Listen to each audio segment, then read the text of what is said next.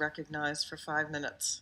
Thank you, Madam Chair, and thank all of you for being here. This is certainly an important subject, one that we're obviously very interested in and want to help in every way we can.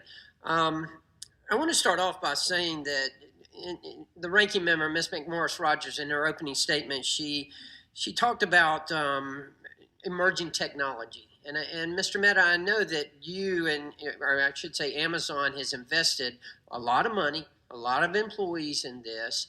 I'm just wondering, obviously you're using AI as well. Are you doing that? Is this in any way a part of your game plan? Thank you, Congressman, for the question.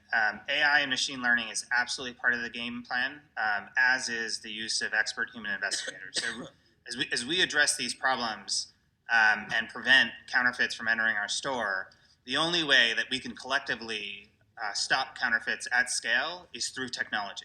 Bad actors are using technology. They've hired their own engineers and their own scientists. These organized criminal organizations are attempting to find any crack between our systems. And so we absolutely use technology, whether it's in the vetting of our sellers and the way we were able to stop 2.5 million accounts that bad actors attempted to create last year, or the 6 billion bad listings that we stopped before they were published to our store.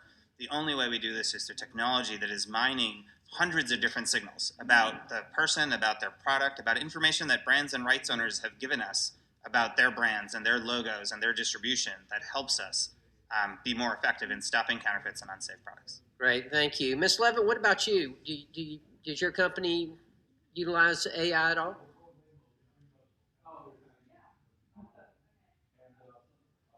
We've made significant technology investments as well and continue to look to do so in 2020.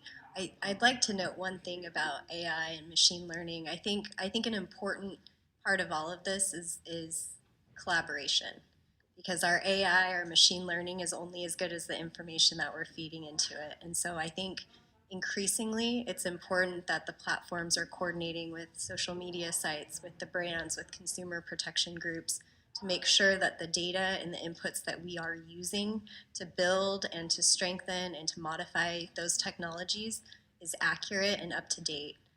Because I think we all know we wouldn't be here today unless counterfeiters were pretty savvy, right? Right. And they know what to do, they know how to evade. And so I think that's an important piece, that when we talk about technology, yes, technology is extremely important, but the collaboration that goes into building that technology amongst all the stakeholders is key. That's a good point. I appreciate you bringing that up. To kind of dovetail onto that, Mr. Mehta, tell me about your Amazon brand registry. How many products do you have on that, and how's that working? Thank you, Congressman, for the question. So we launched the Amazon brand registry in 2017. It's a completely free service for any rights owner with a registered trademark. To date, we have over 350,000 brands worldwide that are enrolled in brand registry. They've enrolled for free. They don't have to have any kind of economic relationship with Amazon. They don't have to sell on Amazon. And those brands span from large global multinational brands to small entrepreneurs who've invented a product out of their garage. What Brand Registry does is, in partnership with rights owners, they provide us with a basic set of information about their intellectual property, their logos, their distribution, and we use that to aid our machine learning and our technology, so that as we're vetting sellers, as we're scanning listings before they're published, we're able to more effectively detect potentially infringing products and stop them proactively without a rights owner or customer or anyone else having to find them.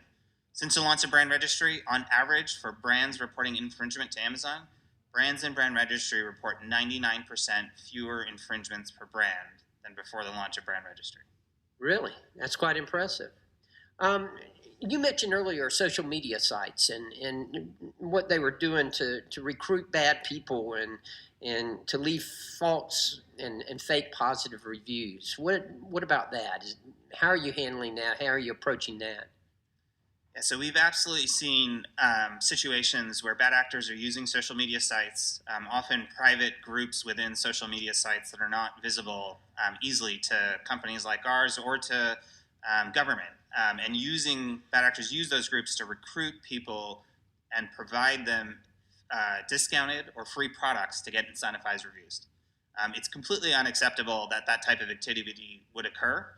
We sometimes detect it because we see irregular patterns of reviews being left on products. When we see that and we investigate, we report those to social media sites and expect them to take those sites down.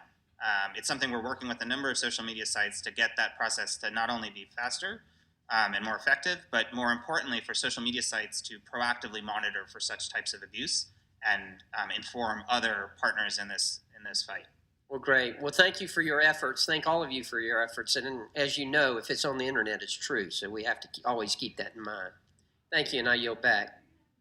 The gentleman yields back.